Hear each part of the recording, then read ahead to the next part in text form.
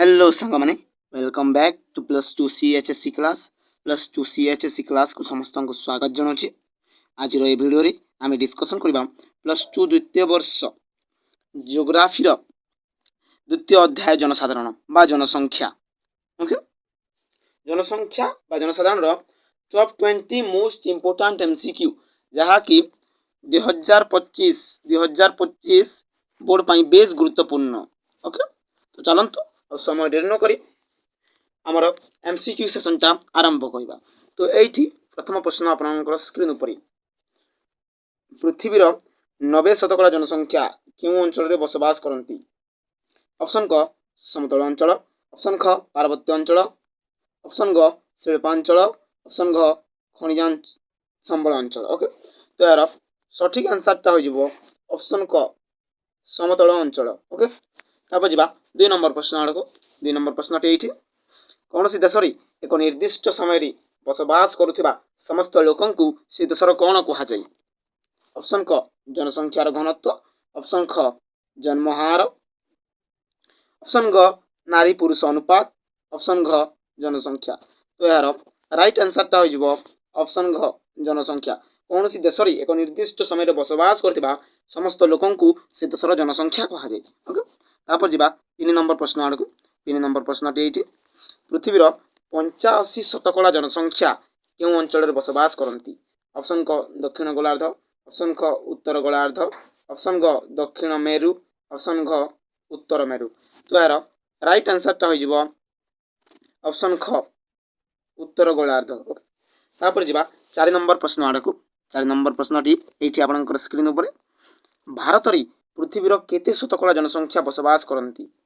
Option क 17.5%, option ख 18.2%, option ग 16.5%, ऑप्शन घ 19%। तो यार करेक्ट आंसरटा हो ऑप्शन क 17.5%। भारत में पृथ्वीर 17.5% जनसंख्या बसवास करती। तब जा पंचम प्रश्न आड़ को। पंचम प्रश्नटी ये आपंकर स्क्रीन पर पृथ्वीर सर्वाधिक जनबहुल देश। ओके, पृथ्वीर सर्वाधिक जनबहुल देश किए? ऑप्शन क चीन, ऑप्शन ख भारत, ऑप्शन ग पाकिस्तान, ऑप्शन घ युक्तराष्ट्र अमेरिका। तो यार राइट आंसरटा हो ऑप्शन क चीन। चीन हूँ सब जनबहुल देश। ओके, तापर 6 नंबर प्रश्न आड़ को। 6 नंबर प्रश्न ये चीन रे पृथ्वीर केते शतकड़ा जनसंख्या बसवास करती? चीन रे पृथ्वीर केते शतकड़ा जनसंख्या बसवास करती? ऑप्शन क 20%, ऑप्शन ख 19.4%, ऑप्शन ग 21.22%, ऑप्शन घ 18.9%। तो यार राइट आंसरटा हो ऑप्शन ख 19.4%। ओके, तब जा 7 नंबर प्रश्न आड़ को। 7 नंबर प्रश्न ये पृथ्वी केते जन प्रति वर्ग किलोमीटर अंचल बसवास करथिली अधिक घनत्व विशिष्ट अंचल कहुए? ऑप्शन क 150 रु अधिक बा 150 जन रु अधिक, ऑप्शन ख 200 जन रु अधिक, ऑप्शन ग 250 जन रु अधिक, ऑप्शन घ 100 जन रु अधिक। तो यार सठिक आंसरटा हो ऑप्शन ख 200 जन रु अधिक। ओके, 200 जन रु अधिक प्रति वर्ग किलोमीटर अंचल बसवास करथिली अधिक घनत्व विशिष्ट अंचल बोली कहुए। तब जा 8 नंबर प्रश्न आड़ को। 8 नंबर प्रश्न ये युक्तराष्ट्र अमेरिकार उत्तर पूर्वांचल की प्रकार जनसंख्यार घनत्व देखा जाए? युक्तराष्ट्र अमेरिकार उत्तर पूर्वांचल ऑप्शन क मध्यम घनत्व, ऑप्शन ख सर्वाधिक घनत्व, ऑप्शन ग कम घनत्व, ऑप्शन घ अधिक घनत्व। ओके, तो यार सठिक आंसरटा हो ऑप्शन ख सर्वाधिक घनत्व। ओके, तब जा 9 नंबर प्रश्न आड़ को। 9 नंबर प्रश्न ये आप स्क्रीन पर विषुववृत्त अंचल की प्रकार जनसंख्या देखा जाए?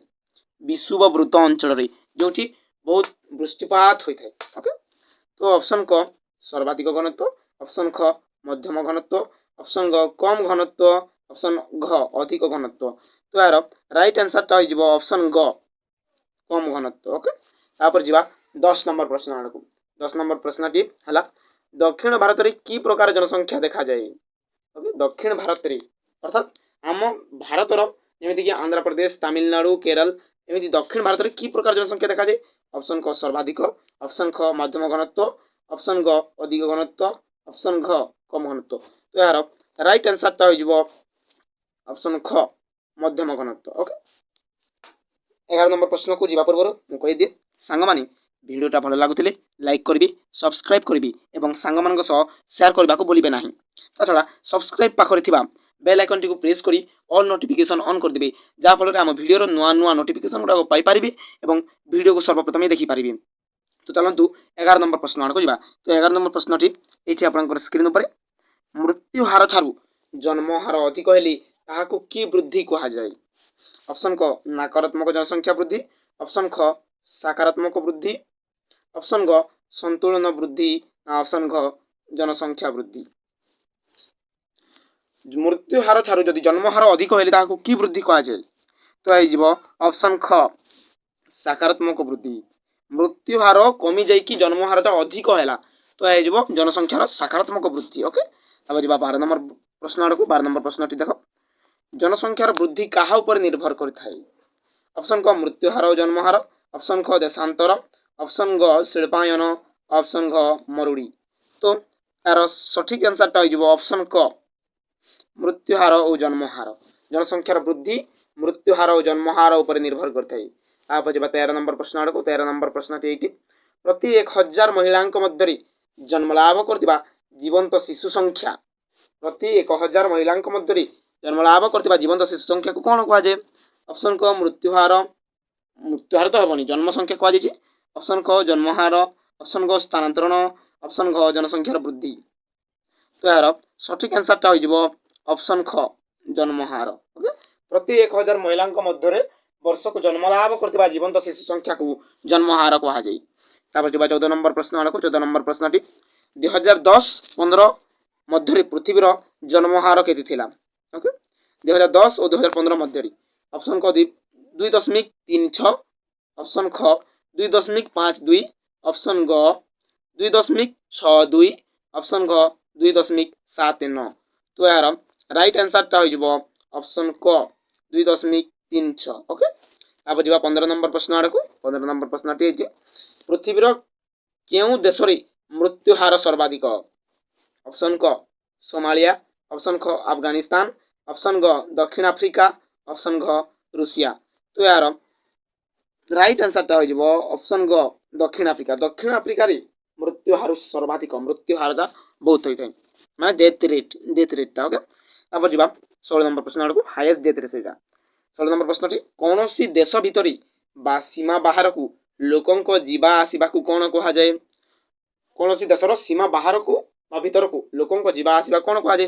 ऑप्शन क स्थानांतरण, ऑप्शन ख गंतव्य स्थान, ऑप्शन ग उत्पत्ति स्थल, ऑप्शन घ विदेश। तो यार राइट आंसरटा हो ऑप्शन क स्थानांतरण। ओके तापर जा 17 नंबर प्रश्न आड़क। 17 नंबर प्रश्नटी पृथ्वीर पुरुष नारी अनुपात केते। ऑप्शन क 990, ऑप्शन ख 950, ऑप्शन ग 890, ऑप्शन घ 790। तो यार राइट आंसरटा हो ऑप्शन क 990। अर्थात पुरुष नारी अनुपात माने कौन प्रति 1000 पुरुषों पिछा नारी मानकर संख्या को पुरुष नारी अनुपात कहुए। ओके तो पृथ्वी रे 1000 पुरुषों पिछा 990 नारी थिबार जना पड़ी। ओके अब 18 नंबर प्रश्न आड़क। 18 नंबर प्रश्न ये पृथ्वीर सर्वाधिक लिंगानुपात देश को ये सर्वाधिक लिंगानुपात। ऑप्शन क भारत, ऑप्शन ख नेपाल, ऑप्शन ग लेटिभा, ऑप्शन ग अफ्रीका। तो यार सठिक आंसरटा हो ऑप्शन ग लेटिभा। लेटिभा देश प्रति 1000 पुरुषों पिछा अर्थात 1000 पुरुषों पिछा 1184 नारी देखा जाती। अर्थात ए लेटिभार सर्वाधिक लिंगानुपात देश। ओके तब 19 नंबर प्रश्न आड़क। 19 नंबर प्रश्न ये मानव संबल केते वर्ष बयसर व्यक्ति मान बुझाए। मानव संबल ऑप्शन क 15 रु 55, ऑप्शन ख 0 रु 14, ऑप्शन ग 21 रु 59, ऑप्शन ग 59 रु अधिक। तो यार सठिक आंसरटा हो ऑप्शन क 15 रु 55। ओके कारण 15 रु 55 बयसर व्यक्ति मान ही कार्यक्षम हो पारि। 59 रु ऊर्ध्व वयस्कर व्यक्ति माने तांको वृद्ध कहुए जे माने कि किछि कार्य करि न थांती एवं 0 रु 14 वर्ष पिला माने किछि कार्य करबा पई तांकर अनुमति न थाए तथा 15 रु 55 वर्ष बयसर व्यक्ति मानकु देशर मानव संबल बोली अभिहित करा जाय। अब जिबा 20 नंबर प्रश्न एवं ए वीडियोर शेष प्रश्न आड़क। शेष प्रश्न ये किए मानव विकास सूचक निरूपण करथाय। অপশন ক ইউএনডিপি, অপশন খ ইউএনও, অপশন গ এସିଆନ୍, অপশন ঘ ୟୁନିସେଫ୍। ତ ଏହାର କରେକ୍ଟ ଆନ୍ସରଟା ହୋଇଯିବ ଅପଶନ କ ୟୁଏନଡିପି। ଓକେ, ମାନବ ବିକାଶ ସୂଚକ କିଏ ନିରୂପଣ କରିଥାନ୍ତି? ୟୁଏନଡିପି ମାନବ ବିକାଶ ସୂଚକ ନିରୂପଣ କରିଥାନ୍ତି। ଆଇ ହୋପ୍ ସାଙ୍ଗମାନେ ଆପଣ ଭିଡ଼ିଓକୁ ଭଲ ଭାବରେ ବୁଝିଥିବେ। ଯଦି ବୁଝିଛନ୍ତି ଲାଇକ୍ କରିବେ, ସବସ୍କ୍ରାଇବ୍ କରିବେ ଏବଂ ସାଙ୍ଗମାନଙ୍କ ସହ ସେୟାର କରିବାକୁ ଭୁଲିବେ ନାହିଁ। ତା ଛଡ଼ା ସବସ୍କ୍ରାଇବ୍ ପାଖରେ ଥିବା ବେଲ୍ ଆଇକନ୍ଟିକୁ ପ୍ରେସ୍ କରି ଅଲ୍ ନୋଟିଫିକେସନ୍ ଅନ୍ କରିଦେବେ, ଯାହାଫଳରେ ଆମ ଭିଡ଼ିଓର ନୂଆ ନୂଆ ନୋଟିଫିକେସନ୍ ଗୁଡ଼ାକ ପାଇପାରିବେ ଏବଂ ଭିଡ଼ିଓକୁ ସର୍ବପ୍ରଥମେ ଦେଖିପାରିବେ। ଧନ୍ୟବାଦ। ଜୟ ଜଗନ୍ନାଥ।